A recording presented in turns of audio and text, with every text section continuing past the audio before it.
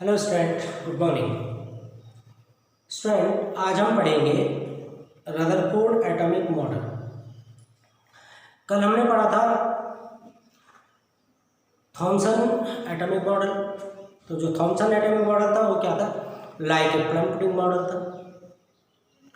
तो जो Thompson atomic model था वो इन चीज़ों का एक्सप्लेन नहीं कर पाया कि इलेक्ट्रॉन कैसे रिवॉल्विंग करते हैं, किस तरीके से रहते हैं, मतलब उसके बारे में कोई इंफॉर्मेशन वो दे नहीं पाया। तो इसके बारे में जो फर्दर स्टडी की वो किसने की? रदरफोर्ड ने। और रदरफोर्ड ने क्या दिया? अपना एक एटॉमिक मॉडल दिया। रदरफोर्ड ने क्या किया? रदरफोर्ड और उसके दो क्या थे, एक तरह से ट्रिपल मान लो, उसके दो साथी थे। और इन्होंने 1913 आई थिंक 1912 और 1913 में ये एक्सपेरिमेंट किया। ये केमिस्ट्री का एक क्लासिकल एक्सपेरिमेंट है। कि क्लासिकल एक्सपेरिमेंट इसलिए कहा भी जाता है इसे कि इतनी बड़ी सोच, क्या ऐसा भी हो सकता है? ये ऐसा सोचा गया इसमें। और क्या सोचा गया मैं अभी आपको बताऊंगा इस चीज़ के बारे में कि ये बहुत बड़ी सोच थी। और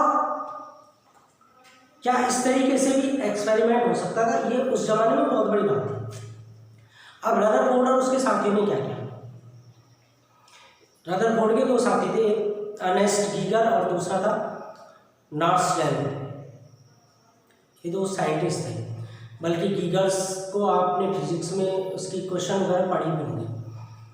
तो क्या हुआ कि रदरफोर्ड ने क्या किया? उसने बिल्कुल पतली गोल्ड कॉइल ली, थिन गोल्ड कॉइल। और कितनी पतली, देखो क्लासिकल क्यों कहा जाता है इसमें? कितनी पतली गोल्ड कॉइल ली इसने गोल्ड कॉइल ली 10 to the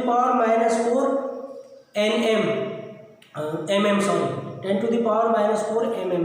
इतनी थिक फॉइल ली इसने, यानी 0.004 मिलीमीटर। अब 1 मिलीमीटर देखने में हमें दिक्कत हो जाती है। 1 mm देखते हैं ना हम स्केल में, तो कई बार हमें ढंग से नहीं दिखता। ठीक है, उसका भी कितना? 1/1000 पार्ट, 10,000 पार्ट। यानी कि अगर हम इसको देखें तो ये आ गया आपका कि 100 नैनोमीटर के समथिंग। उसने इतनी पतली गोल्ड कॉइल ली। किसने? रदरफोर्ड ने, जब आपने एक्सपेरिमेंट किया। और जब उसने वो गोल्ड कॉइल ली तो ये इसने गोल्ड कॉइल ली, ये गोल्ड कॉइल, और इसके चारों तरफ उसने इसको क्या कर दिया? स्क्रीन कर दिया इसने किसी जिंक सल्फाइड वगैरह से। यहाँ से एक इसने स्लिट बनाई, और स्लिट बनाने पे जब इसने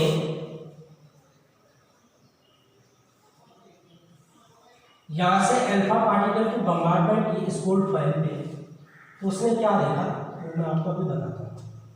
अब ये बाहर इसने ये जो शीट है या स्क्रीन है, ये क्यों लगाई? तो इसलिए लगाई कि जब ये पार्टिकल है यहाँ से यहाँ गए तो इनके क्या कर रहे थे? ट्विंकलिंग कर रहे थे। तो अब ढंग से समझो रदरफोर्ड मॉडल है। रदरफोर्ड ने क्या किया कि एक थिन गोल्ड कॉइल, ठीक, और ये गोल्ड कॉइल कितने मिले उसने? 10 to the power -4 mm। जो गोल्ड कॉइल की थिकनेस थी वो कितनी थी? 10 to the power -4 मिलीमीटर। ये थी थिकनेस।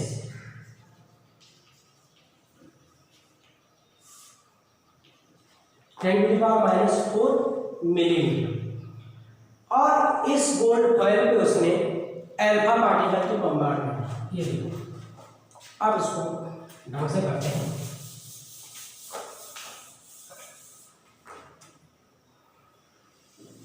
ये आप गोल्ड कॉइल मान लो, यहां से रदरफोर्ड ने अल्फा पार्टिकल की बम्बार्डमेंट की। जब उसने अल्फा पार्टिकल की बम्बार्डमेंट की तो उसने क्या देखा? जो मोस्ट ऑफ पार्टिकल्स थे वो इस गोल्ड कॉइल के आर पार हो गए। क्या हो गए? इस गोल्ड कॉइल के आर पार हो गए। जो मोस्ट अल्फा पार्टिकल थे, मोस्टली जो अल्फा पार्टिकल थे वो इस गोल्ड कॉइल में क्या हो गए, आर पार हो गए। कुछ पार्टिकल ऐसे थे कि जो लार्ज एंगल पे डिफ्रैक्ट हो गए, ये देखो लार्ज एंगल पे डिफ्रैक्ट हो गए, और लगभग अप्रोक्सीमेट कर रहा हूँ, लगभग 20,000 में एक पार्टिकल ऐसा था, 20,000 अल्फा पार्टिकल में एक पार्टिकल ऐसा था जो कि क्या हो रहा था, बाउंस बैक हो रहा था। तो बाउंस बैक होने का मतलब क्या है कि ऐसा लगा कि जैसे किसी चीज से टकरा रहा हो, टकरा के वापस आ रहा। तो क्या किया रदरफोर्ड ने, क्या किया, गोल्ड फॉइल जिसकी थिकनेस 10⁻⁻⁴ mm थी, उस पे अल्फा पार्टिकल की बम्बार्डमेंट करवाई। जब उसने अल्फा पार्टिकल की बम्बार्डमेंट करवाई तो देखा उसने कि जो मोस्टली अल्फा पार्टिकल्स थे, लगभग 98% अल्फा पार्टिकल क्या हो रहे थे, इस फॉइल के आर पार हो रहे थे। तो वो जो उसने ये जो बाहर में लगाया था ना स्क्रीन, ये उसे कैसे पता चला कि 98% लगभग अराउंड 98% आर पार हो रहे थे। ये क्या है, जब यहाँ टकरा रहे थे तो यहाँ ट्विंकलिंग दिखा रहे थे, यहाँ इस तरीके से ट्विंकलिंग दिखा रहे थे, समझ, इसलिए पता चला इसे कि थोड़ा सा यहाँ पे देखा उसने कि जब बाउंस बैक हो रहे तो यहाँ पे कुछ नहीं हो रहा, अरे चारों तरफ भी आ रहे थे, ये उसने सब जगह लगा रखे थे, ऐसे ऐसे ये पार्टिकल इस तरीके से जा रहे थे, ऐसे ऐसे, ठीक है। तो यहाँ ही क्या दिखा रहे थे, ट्विंकलिंग दिखा रहे थे, चमक दिखा रहे थे। तो उससे पता चला उसे कि जो मोस्टली अल्फा पार्टिकल है वो क्या हो रहे हैं, उस गोल्ड फॉइल से आर पार हो रहे, यानी कि जैसे इसके अंदर कुछ हो ही ना। कुछ पार्टिकल एक लार्ज एंगल पे डिफ्रैक्ट हो रहे थे, क्या हो रहे थे, लार्ज एंगल पे डिफ्रैक्ट हो रहे थे। लार्ज एंगल पे डिफ्रैक्ट होने का मतलब हो गया कि देखो ये लार्ज एंगल पे डिफ्रैक्ट हो रहे थे। तो लार्ज एंगल पे डिफ्रैक्ट होने का मतलब ये था कि जो इसके मिडिल में कोई ऐसी चीज है कि जिससे डिफ्रैक्ट हो रहे हैं, यानी रिपेल हो रहे हैं, और 20,000 में एक पार्टिकल ऐसा था जो बाउंस बैक हो रहा।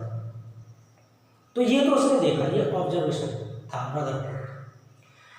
अब इसके बाद इसने क्या कंक्लूजन निकाला, ये हो गया इसका ऑब्जर्वेशन।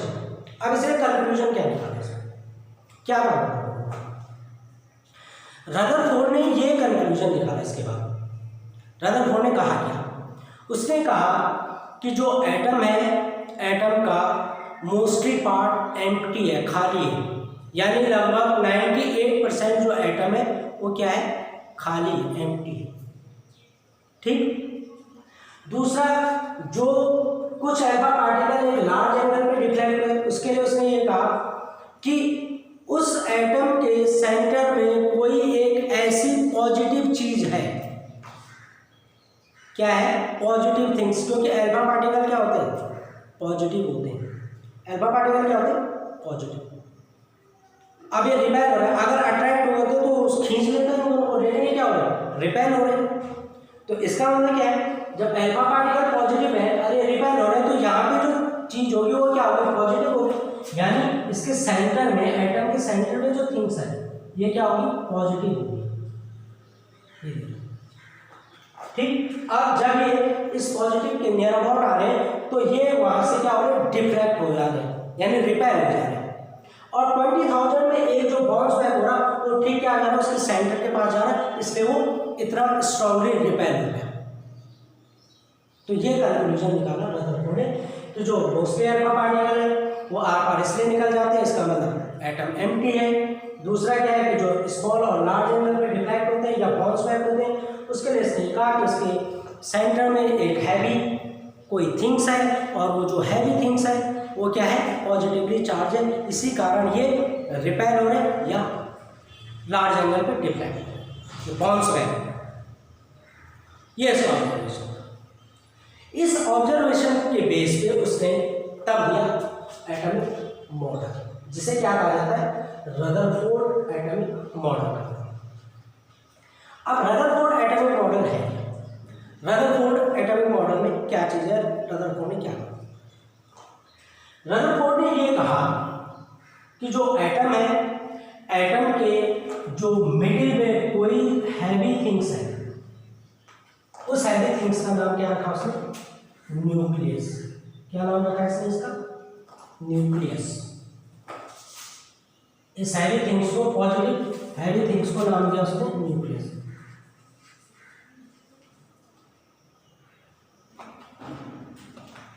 ठीक, अब इस न्यूक्लियस के बारे में रदरफोर्ड ने क्या कहा, मैं थोड़ा सा इसको यहाँ पे एक्सप्लेन करता हूँ। रदरफोर्ड ने ये कहा कि ये जो हैवी थिंग्स है, ये जो हैवी थिंग्स है, इसका नाम क्या रखा है? न्यूक्लियस।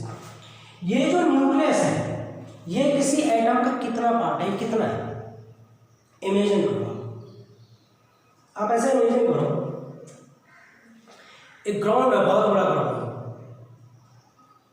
और उस ग्राउंड के मिडिल में इमेजिन करो, अपने दिमाग में कोई ग्राउंड इमेजिन करो। अब उस ग्राउंड के मिडिल को दिमाग में लाओ, किसका कोई मिडिल है, ठीक है, बीच में। अब वहां पर तुमने एक ऑलपिन लगा दी, यानी एक बहुत बड़ा ग्राउंड है, और उस ग्राउंड में आपने उसके ठीक मिडिल में एक ऑलपिन लगा दी। अब ऑलपिन देखते हो ना, ऑलपिन सी होती है, ऑलपिन यूज करते हैं आप। अब ऑलपिन का जो ऊपर वाला हिस्सा होता है थोड़ा सा गोल होता है थोड़ा सा हल्का सा गोल, ठीक है, तो वो हो गया आपका न्यूक्लियस। जो एटम, जो ऑलपिन का क्या है, ऊपर का हिस्सा है, वो हो गया आपका एटम, ओ सॉरी न्यूक्लियस। और जो आपने उतना बड़ा जो ग्राउंड इमेजिन किया, वो हो गया आपका एटम। यानी कि अगर हम इसे ऐसा देखें कि हमारे पास एक 5 किलोमीटर का एरिया है, एक स्पेयर है हमारे पास 5 किलोमीटर एरिया, और उसके मिडिल में हमने एक क्रिकेट बॉल रखी, उसका जो मिड पॉइंट है, बीच, वहाँ पे हमने एक क्रिकेट बॉल रखी हुई है। तो वो जो क्रिकेट बॉल है वो क्या है? न्यूक्लियस। और जो 5 किलोमीटर का एरिया पूरा, वो क्या है? एटम। अब देखो, इतना बड़ा एटम और इतना छोटा न्यूक्लियस, यानी नेग्लिजिबल कोई वैल्यू नहीं है न्यूक्लियस की। उसके अकॉर्डिंग देखा जाए तो एटम इतना बड़ा, न्यूक्लियस इतना छोटा। लेकिन एक चीज ध्यान रखना, जो एटम का 95% वेट होता है, लगभग 95% वेट, वो न्यूक्लियस के अंदर होता है। क्या? एटम का 95% वेट न्यूक्लियस के अंदर होता है, यानी न्यूक्लियस में ही वेट है किसी भी एटम का, बाकी एटम कुछ नहीं है।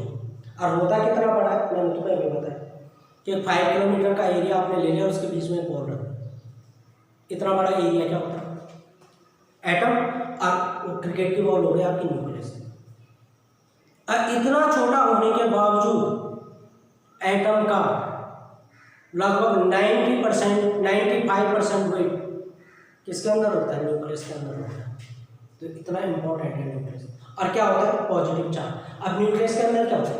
न्यूक्लियस के अंदर प्रोटॉन होते हैं, पॉजिटिव चार्ज होता है, ठीक। तो रदरफोर्ड ने ये कहा कि जो न्यूक्लियस है, न्यूक्लियस के अंदर पॉजिटिव चार्ज होता है, यानी प्रोटॉन जो होते हैं वो कहाँ होते हैं? न्यूक्लियस के अंदर, ठीक है। और जो इलेक्ट्रॉन है वो न्यूक्लियस के बाहर रिवॉल्विंग करते हैं, समझ गए? ये तो ये न्यूक्लियस के अंदर क्या हो गया आपका? प्रोटॉन।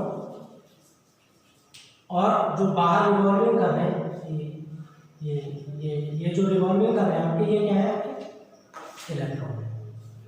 तो रदरफोर्ड ने ये कहा कि प्रोटॉन न्यूक्लियस के अंदर होते हैं और न्यूक्लियस के बाहर इलेक्ट्रॉन रिवॉल्विंग करते हैं, ठीक है। उसके साथ साथ इसने क्या कहा कि जो न्यूक्लियस है, वो मैंने न्यूक्लियस के बारे में बता दिया कि बहुत छोटा होता है और एटम का लगभग 95% इसके अंदर होता है।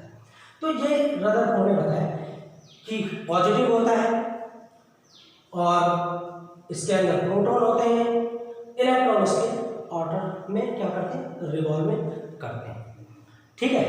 और ये जो रिवॉल्विंग करते हैं, ये कैसे रिवॉल्विंग करते हैं, ये बाय इलेक्ट्रोस्टैटिक फोर्स, यानी इनके बीच में न्यूक्लियस और इलेक्ट्रॉन के बीच में क्या लगता है, इलेक्ट्रोस्टैटिक फोर्स लगता है, जिसके कारण ये न्यूक्लियस के चारों ओर रिवॉल्विंग करते हैं।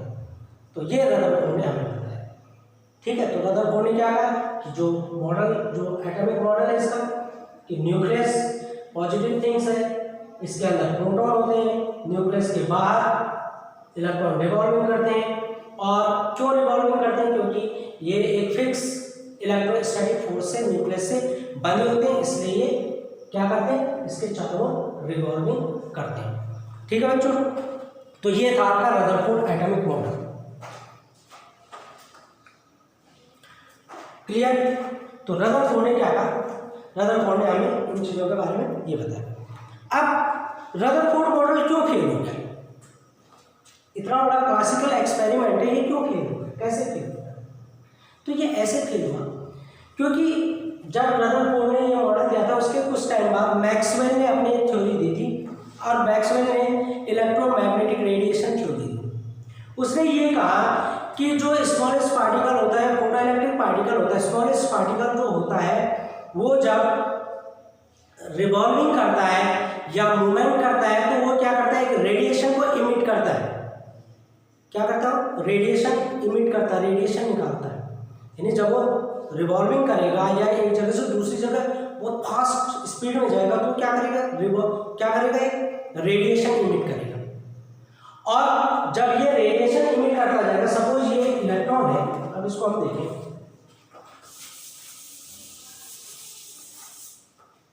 ये सपोज न्यूक्लियस है, ठीक है। अब न्यूक्लियस में ये कहीं इलेक्ट्रॉन ये क्या कर रहा है, रिवॉल्विंग कर रहा है। अब इलेक्ट्रॉन की जो रिवॉल्विंग होती है बहुत तेज होती है, ठीक है।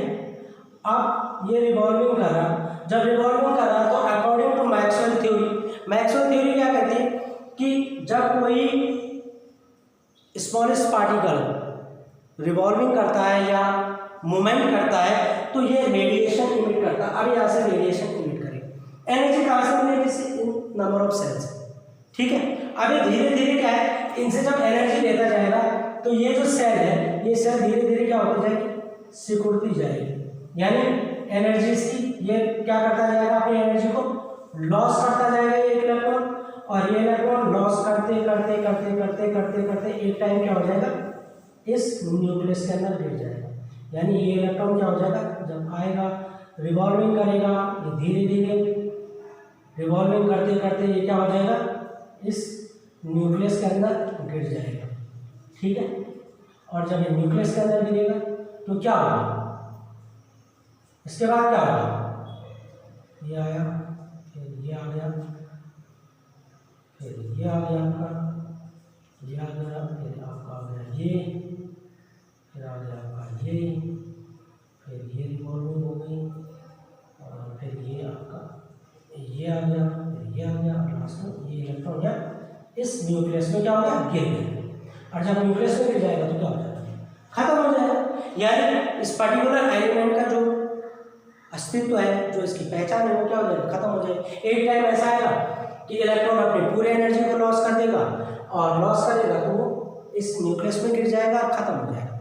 लेकिन ऐसा तो नहीं होता ना, अगर ऐसा होता तो कोई भी चीज़ नहीं बचती, हर चीज़ क्या हो जाती, खत्म हो जाती। एक फिक्स टाइम पीरियड होता, क्योंकि ये जो फास्ट मूविंग थिंग्स है ये बहुत तेज़ी से रिवॉल्विंग करते हैं, बहुत तेज़ी से रिवॉल्विंग करते हैं, तो बहुत ज़्यादा रेडिएशन इमिट करते हैं। अकॉर्डिंग टू मैक्सवेल थ्योरी बहुत ज़्यादा रेडिएशन इमिट होता है, बहुत लार्ज अमाउंट में हीट निकलती है, एनर्जी निकलती है। तो क्या होगा, एक टाइम ऐसा आएगा कि न्यूक्लियस में गिर जाएगा, खत्म हो जाएगा। जब न्यूक्लियस में गिरेगा, खत्म हो जाएगा, तो वो जो पर्टिकुलर एलिमेंट है वो भी खत्म हो जाएगा। लेकिन ऐसा नहीं होता, करोड़ों अरबों साल पुरानी चीज़ें, या जो पहाड़ है, मिट्टी, पानी, पत्थर, ये जो चीज़ें अरबों साल हो गए नहीं, ये तो अभी तक खत्म नहीं हुआ, खत्म हो जाना चाहिए, ठीक है ना। अकॉर्डिंग टू रदरफोर्ड मॉडल तो खत्म हो जाना चाहिए, लेकिन नहीं होती। तो तब इस थ्योरी में अमेंडमेंट किया, और वो अमेंडमेंट किया किसने, बोर ने। फिर बोर ने बताया कि ऐसा क्यों नहीं होता। तो बोर थ्योरी बेटा हम अगले उसमें पढ़ेंगे। Till then, bye.